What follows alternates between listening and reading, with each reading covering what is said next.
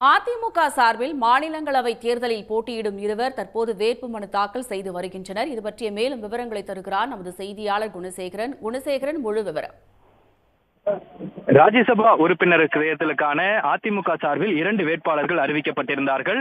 2 பேரும் தற்பொழுது அதிமுகவினுடைய பொதுச் செயலாளர் எடப்பாடி பழனிசாமி முன்னிலையில் சட்டப்பேரவை இணை கூடுதல் செயலாளர் பாலசுப்ரமணியனிடம் அவர்களது வேட்புமனுக்களை தாக்கல் செய்திருக்கிறார்கள். அதுவும் குறிப்பாக அதிமுகவினுடைய மூத்த வழக்கறிஞர் இன்பதுரை, அதே போன்று முன்னாள் சட்டமன்ற உறுப்பினர் மா தனபால் இருவரும் தற்பொழுது சட்டப்பேரவை இணை செயலாளராக இருக்கக்கூடிய சுப்பிரமணியனிடம் அவர்களது இருவரது வேட்புமனுக்களை தாக்கல் செய்திருக்கிறார்கள்.